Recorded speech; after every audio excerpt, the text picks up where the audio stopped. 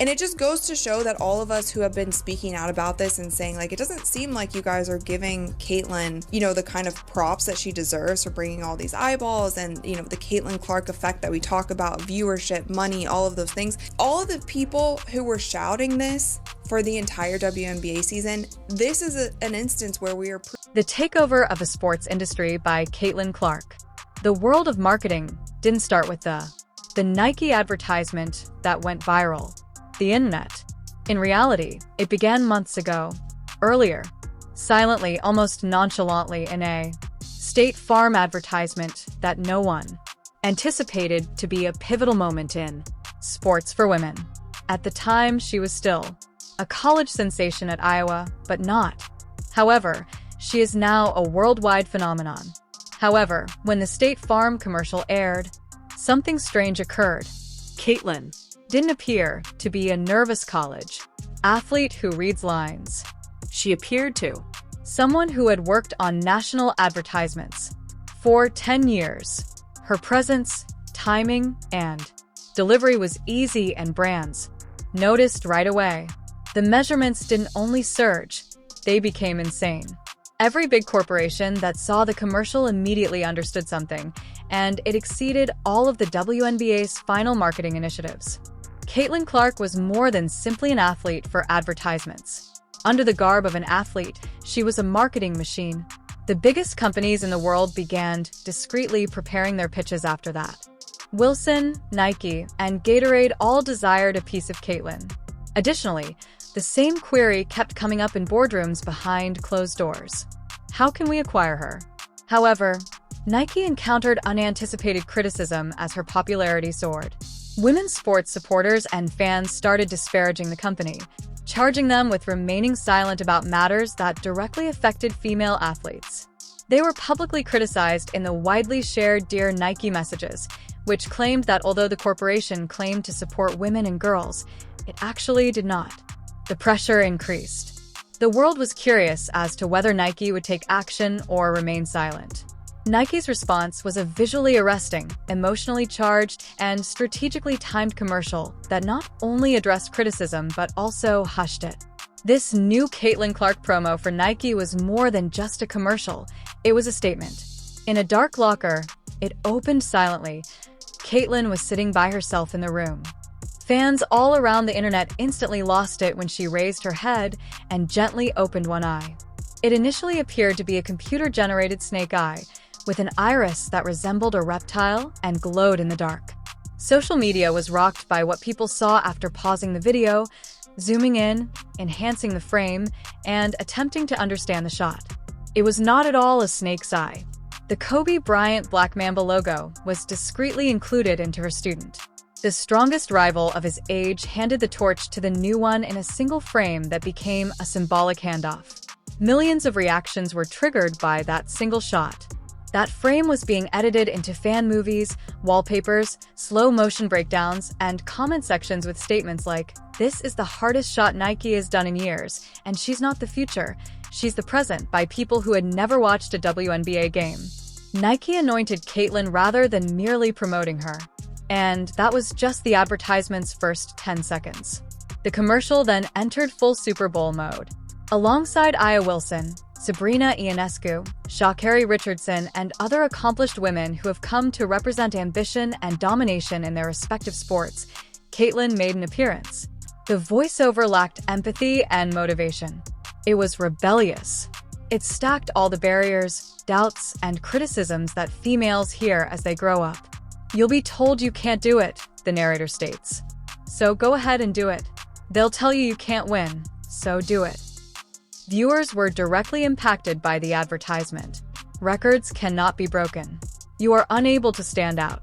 Go lead even though you are incapable of doing so. Every athlete conveyed the same message with each shot and line. "You won't be able to stop us." The advertisement was perfectly timed. Although there was a lot of excitement, Caitlin was the focus of the subsequent viral eruption. Caitlin's moments felt like a spotlight moment, a message that she wasn't just another celebrity, even though every star in the advertisement had an impact. Athlete in the advertisement. She was becoming to represent the movement as a whole. In a few hours, The numbers confirmed it. Research organizations have ranked it as a top-tier Super Bowl-level advertisement for emotional effect and social impact, and it has received tens of millions of views, thousands of edits, and reaction videos across all platforms. It is also trending in several countries. It was unbelievable for a rookie in her debut season in a league that had never received this level of international attention. However, the Nike ad was just a small part of a much larger picture. Caitlyn had already started subtly changing every brand she came into contact with. She participated in Gatorade promotions that sold out towels, merchandise, and water bottles in a matter of days.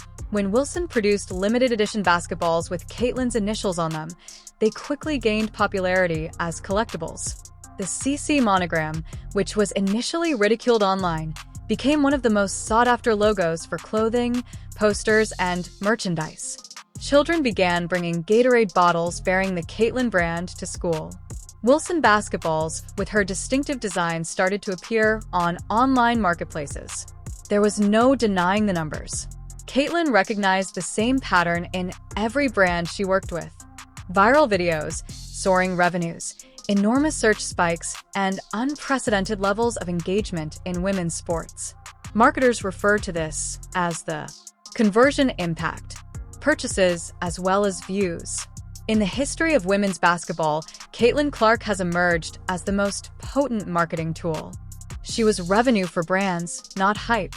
This was further magnified by fan reactions. Thousands of individuals have commented on the Nike commercial, stating that it was first WNBA-related advertisement they had ever seen, the first Caitlyn jersey they had ever purchased, and the first reason they had looked at Fever highlights. Some people freely acknowledged that Caitlyn was the reason they were now watching the WNBA. Someone who can convert is exactly what brands want. One commercial can turn a non-fan into a paying fan. The WNBA watched as almost all of the big sponsors, including Wilson, Nike, Gatorade, the LPGA, and others, took advantage of Caitlyn more effectively and aggressively than the league itself during this marketing boom.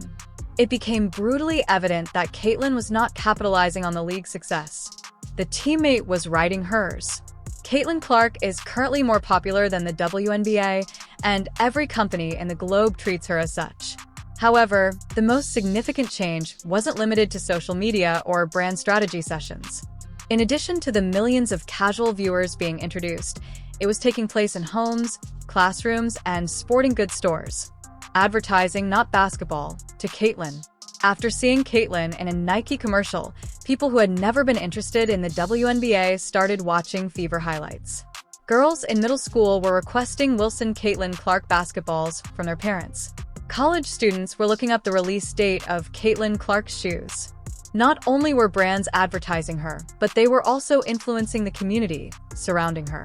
And regardless of how gifted they were on the court, the WNBA itself was never able to accomplish that for any of its players. Everyone in the industry was taken aback by how effortlessly this was all handled by Caitlyn. She didn't appear overburdened. She didn't appear staged. She didn't appear to be being coerced into a commercial apparatus. She seems to belong here. People saw the same thing in that commercial for First State Farm. She acts in the same manner behind the arc as she does in front of the camera. Calm, collected, self-assured, and pressure-free. Companies are looking for more than just a reachable athlete. An athlete that feels genuine on video is what they are looking for. Compared to nearly everyone in her generation, Caitlyn does a better job of checking both boxes.